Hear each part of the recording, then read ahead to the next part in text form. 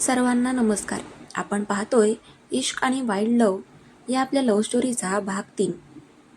कबीरच्या त्या अटीने मायराच्या पायाखालची जमीनच सरकवली. शत्रूच्या वाड्यात, त्याच्याच घरात, त्याच्या अटींवर त्याची बायको बनून राहणे म्हणजे स्वतःच्या हाताने स्वतःचा गळा घुटण्यासारखे होते. तिच्या मनामध्ये एक वेगळाच प्रचंड राग, आगतिकता आणि कबीरच्या त्या धाडसी व्यक्तिमत्वाबद्दलची एक भीतीदायक ओढ निर्माण झाली होती. कबीरचा तो मजबूत हात तिच्या कमरेवर तसाच होता, ज्याच्या उबदार स्पर्शामुळे तिचे हृदय वेगाने धडधडत होते. खोलीमध्ये पसरलेल्या शांततेत फक्त दोघांच्या श्वासांचा आवाज येत होता. कबीर, तू तू हा सूड घेण्यासाठी इतक्या खालच्या थराला जाऊ शकतोस? हे लग्न नाही, हा छळ आहे. मायराने कबीरच्या छातीवर आपले दोन्ही हात ठेवून त्याला स्वतःपासून लांब सारण्याचा प्रयत्न करत म्हटले. तिचे मोठे डोळे संतापाने आणि अश्रूंनी डबडबले होते. कबीरने तिच्या चेहऱ्याकडे पाहिले. तिचे ओठ थरथरत होते आणि तिच्या चेहऱ्यावरचा तो नेहमीचा गर्व आता हळूहळू नाहीसा होत चालला होता. पण कबीर मागे हटणाऱ्यांपैकी नव्हता. त्याने तिचा चेहरा आपल्या हाताच्या अंजाने वर उचलला आणि तिच्या नजरेला नजर भिडवून म्हणाला, याला तू छळ म्हण वा सूड, मायरा, पण सिंगानियांच्या मुलीला माझ्या नावाचे कुंकू लावून या वाड्यामध्ये वावरताना पाहणे हा राणा घराण्याचा सर्वात मोठा विजय असेल. घड्याळाकडे बघ, तुझी वेळ संपत आली आहे. एकतर मला हो म्हण आणि तुझ्या बापाचा जीव वाचव, नाहीतर उद्या सकाळी सिंघानिया ग्रुपचा लिलाव पाहायला तयार हो. मायरा पाहत होती की कबीरच्या डोळ्यांमध्ये जराही दया नव्हती. तिथे फक्त एकच गोष्ट होती, तिला जिंकण्याची आणि तिच्यावर ताबा मिळवण्याची तीव्र इच्छा. तिने आपले डोळे घट्ट मिटून घेतले. तिच्या डोळ्यांसमोर हॉस्पिटलच्या बेडवर पडलेले तिचे हताश बाबा आले. त्यांच्यासाठी तिला स्वतःचा स्वाभिमान पणाला लावावाच लागणार होता. तिने एक मोठा श्वास घेतला, आपले ओठ दाबले आणि कबीरच्या छातीवर हात ठेवूनच अत्यंत जड आवाजात म्हणाली, ठीक आहे, मी तयार आहे. मी तुझ्या अटींवर तुझ्याशी लग्न करायला तयार आहे. पण लक्षात ठेव कबीर राणा, तू फक्त माझं शरीर या वाड्यात आणू शकशील. माझं मन आणि माझा आत्मा कधीच तुझ्या ताब्यात येणार नाही. कबीरच्या ओठांवर एक क्रूर पण कमालीचे मादक हसू उमटले. त्याने तिची कंबर अजून थोडी जवळ ओढली, ज्यामुळे मायरा पूर्णपणे त्याच्या छातीशी घट्ट टेकली गेली. कबीरने तिच्या कानाजवळ तोंड नेत अत्यंत संत आणि गंभीर आवाजात म्हटले, मला तुझ्या मनाची गरजच कुठे आहे मायरा? मला फक्त तू हवी आहेस, माझ्या डोळ्यांसमोर. आणि राहिला प्रश्न तुझ्या आत्म्याचा, तर तोही हळूहळू माझ्या स्पर्शाने कसा स्वाधीन होतो हे तू स्वतःच बघशील. असे म्हणून कबीरने तिचा हात सोडला आणि टेबलवर ठेवलेला त्याचा विस्कीचा ग्लास उचलला. त्याने तिथेच उभ्या असलेल्या आपल्या खास वकिलाला फोन लावला, जो वाड्याच्या दुसऱ्या खोलीत आधीच तयार बसला होता. मॅरेज रजिस्टर घेऊन हॉलमध्ये या, कबीरने हुकूम सोडला. काही मिनिटातच वकिलाने हॉलमध्ये प्रवेश केला. टेबलावर लग्नाचे कायदेशीर कागदपत्रे ठेवण्यात आली. मायराचे हात थरथरत होते, पण तिने पेन हातात घेतला आणि कबीरच्या डोळ्यांमध्ये पाहत त्या कागदावर स्वतःची सही केली. पाठोपाठ कबीरनेही अत्यंत डॅशिंग स्टाईलमध्ये आपली सही ठोकली. कोणत्याही सनई चौघड्याशिवाय, कोणत्याही मांडवाशिवाय दोन कट्टर शत्रू अधिकृतपणे पती पत्नी झाले होते. आता तुझा शब्द पाळ कबीर, मायरा सही करून मागे हटत म्हणाली. कबीरने आपल्या असिस्टंटकडे पाहिले आणि एकच इशारा केला. असिस्टंटने लगेच विक्रम सिंघानिया यांच्या खात्यांवरची बंदी उठवल्याचे आणि सर्व केसेस मागे घेतल्याचे सरकारी आदेश मायराच्या फोनवर पाठवले. मायराच्या फोनची रिंग वाजली. तिने स्क्रीनवर पाहिले. तिचे बाबा आता कायदेशीर कचाट्यातून पूर्णपणे मुक्त झाले होते. तिचा जीवात जीव आला. पण त्याचवेळी तिला जाणीव झाली की ती आता कबीरच्या चक्रव्यूहात पूर्णपणे अडकली आहे. कबीरने वकिलाला तिथून जाण्याचा इशारा केला. हॉलमध्ये पुन्हा एकदा तीच मादक आणि रहस्यमय शांतता पसरली. कबीर मायराच्या जवळ आला. त्याने तिच्या गळ्यात हात घालून तिच्या पाठीवर आपले बोट फिरवले. मायराच्या संपूर्ण अंगावर एक काटा आला.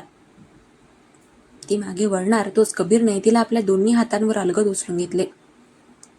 मायराने दचकून त्याच्या खांद्याला पकडले. कबीर, काय करतोयस? सोड मला, ती ओरडली. तू आता कबीर राणाची अधिकृत बायको आहेस मायरा, आणि आज आपल्या लग्नाची पहिली रात्र आहे. या वाड्याचे नियम आता तुला पाळावेच लागतील. असे म्हणत कबीरने तिला कडीवर घेऊन वाड्याच्या भव्य पायऱ्या चढायला सुरुवात केली. मायरा त्याच्या मिठीत आगतिक झाली होती, पण तिच्या मनामध्ये आता एक नवीन वादळ आकार घेत होते. हे वैराचे नाते आता कोणत्या थराला जाणार हे येणारा काळच ठरवणार होतं. राणा मेन्शनच्या त्या विस्तीर्ण लाकडी पायऱ्यांवरून कबीर जेव्हा मायराला आपल्या कडेवर उचलून वरच्या मजल्याकडे घेऊन जात होता, तेव्हा प्रत्येक पावलासोबत मायराच्या छातीची धडधड वाढत होती. वाड्यातल्या पिवळ्या मंद दिव्यांचा प्रकाश त्यांच्यावर पडत होता आणि भिंतीवर त्यांची एक अवाढव्य सावली तयार होत होती. मायराने कबीरच्या खांद्याला घट्ट पकडून ठेवले होते. तिचा स्वाभिमान तिला ओरडून सांगत होता की या माणसाचा प्रतिकार कर, त्याच्या मिठीतून स्वतःला मुक्त कर. पण तिचे शरीर मात्र कबीरच्या त्या खंबीर आणि मर्दानी ताकदीसमोर पूर्णपणे अगतिक झाले होते. कबीरच्या शरीराची उष्णता आणि त्याचा तो परिचयाचा मादक परफ्यूमचा सुगंध तिच्या श्वासांमध्ये भरून राहिला होता. तिने आपले डोळे घट्ट मिटून घेतले, कारण कबीरच्या डोळ्यांमध्ये पाहण्याची हिंमत सध्या तिच्यात नव्हती. तिथे फक्त आणि फक्त जिंकल्याचा मादक अहंकार आणि एक तीव्र आकर्षण दिसत होते.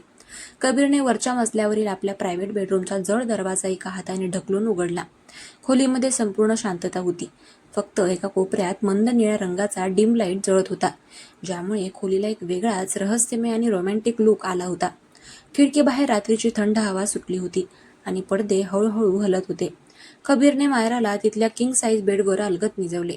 बेडच्या मऊ गादीवर पडताच मायरा झटकन उठून बसण्याचा प्रयत्न करू लागली, पण कबीरने तिला कोणतीही संधी दिली नाही. तो लगेच तिच्यावर झुकला. त्याचे दोन्ही मजबूत हात तिने बेडच्या गादीवर दोन्ही बाजूला लॉक केले, ज्यामुळे मायरा पूर्णपणे त्याच्या छायेखाली आली.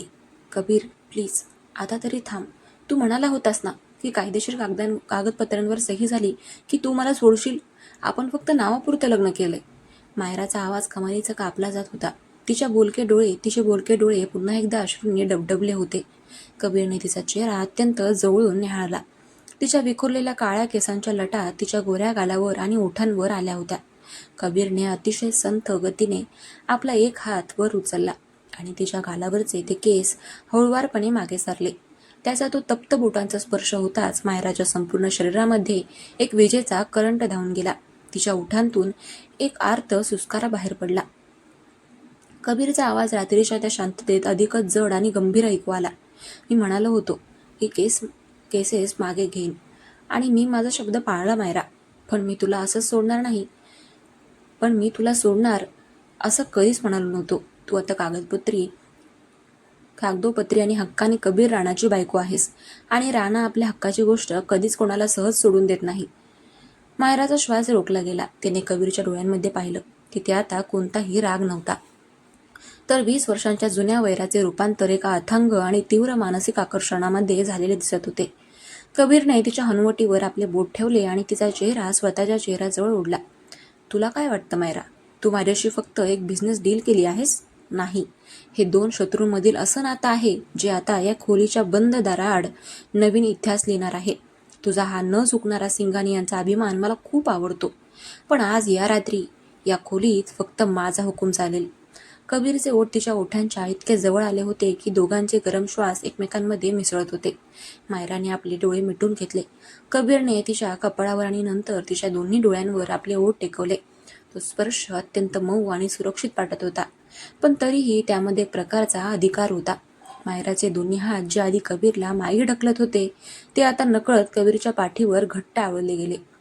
2 कट्टर शत्रू घराण्यांचे वारसदार आज जगाचे सगळे नियम, कुटुंबाचे सगळे वाद विसरून एका बंद खोलीमध्ये एकमेकांच्या स्वाधीन होत होते. ती रात्र वैराची नव्हती, तर 2 जीवांच्या अहमची आणि तीव्र ओढीची एक नवीन सुरुवात होती. दुसऱ्या दिवशी सकाळी जेव्हा सूर्यकिरणे बेडरूमच्या मोठ्या खिडकीतून आतमध्ये आली, तेव्हा मायराला हळूहळू जाग आली. तिच्या संपूर्ण शरीरामध्ये एक वेगळाच थकवा आणि अस्वस्थता होती. तिने डोळे उघडले तर बेडच्या दुसऱ्या बाजूला कबीर नव्हता. तिने स्वतःकडे पाहिले. तिच्या अंगावर पांढरी चादर पांघरलेली होती. ती कशीबशी उठून बसली. तिचे केस विखुरलेले होते. तितक्यात खोलीच्या बाल्कनीतून कबीर आतमध्ये आला. त्याने काळ्या रंगाचा एक कडक फॉर्मल शर्ट आणि पॅन्ट घातली होती. तो ऑफिससाठी पूर्णपणे तयार होता आणि नेहमीप्रमाणेच अत्यंत डॅशिंग आणि करारी दिसत होता. त्याने बेडच्या शेजारी असलेल्या टेबलावर तिचा फोन आणि एक नवीन कारची चावी ठेवली. तुझ्या बाबांना आज हॉस्पिटलमधून डिस्चार्ज मिळणार आहे. मी आधीच डॉक्टरांशी बोललोय. ते आता पूर्णपणे ठीक आहेत, कबीरने अत्यंत थंड आणि व्यावसायिक आवाजामध्ये सांगितले. मायराने घाईघाईने फोन उचलून पाहिला. तिच्या मॅनेजरचे मेसेज आले होते की सिंघानिया ग्रुपचे सगळे बँक अकाउंट्स पूर्ववत सुरू झाले आहेत. तिच्या कुटुंबावरचे संकट टळले होते, पण त्याची जी किंमत तिने चुकवली होती ती तिच्या मनाला आतून टोचत होती. ती चादर स्वतःभोवती गुंडाळून बेडवरून खाली उतरली आणि कबीरच्या समोर जाऊन उभी राहिली. तिच्या डोळ्यांमध्ये आता भीती नव्हती, तर एक वेगळाच आत्मविश्वास आणि धगधगती आग होती. कबीर राणा, तू माझ्या बाबांना वाचवलंस त्याबद्दल थँक्स, पण हे लक्षात ठेव, तू मला या वाड्यात कैद केलं असशील माझ्या शरीरावर हक्क गाजवला असशील, पण खेळ अजून संपलेला नाही. सिंघान यांची मुलगी पराभव इतक्या सहज स्वीकारत नाही. तू मला या वाड्यात आणून तुझी सर्वात मोठी चूक केली आहेस. कारण आता मी तुझ्याच घरात राहून तुझ्या राणा साम्राज्याचा पाया कसा उकळून टाकते हे तू स्वतःच बघशील. मायराचा आवाज कमालीचा शांत पण तितकाच धोकादायक होता. कबीरने तिच्याकडे पाहिले. त्याच्या ओठांवर पुन्हा एकदा तेच मादक आणि आव्हान देणारे हसू उमटले. तो तिच्या अगदी जवळ आला. तिचा गाल हलकेच कुरवळला आणि म्हणाला, मला तुझ्याकडून याच उत्तराची अपेक्षा होती मायरा. जर खेळात समोरचा खेळाडू खंबीर नसेल तर राणांना खेळायला मजा येत नाही. मी तुझ्या प्रत्येक वाराची वाट पाहीन, माझी बायको. कबीर मागे वळला आणि डॅशिंग स्टाईलमध्ये केबिनच्या बाहेर निघून गेला. मायरा खिडकीपाशी जाऊन उभी राहिली. तिने बाहेर पाहिलं तर कबीरची गाडी वाड्याच्या गेटमधून बाहेर पडत होती. तर मंडळी, आजच्या भागापुरता एवढाच रोमांस. बाकी उद्या काय होईल ते तर तुम्हाला पुढच्या भागातच समजेल. चला तर मग आजचा भाग कसा वाटला ते कमेंट करून नक्की कळवा. आणि हो, आपल्या चॅनलला सबस्क्राईब करायला विसरू नका. भेटूया उद्याच्या भागात. चलो बाय.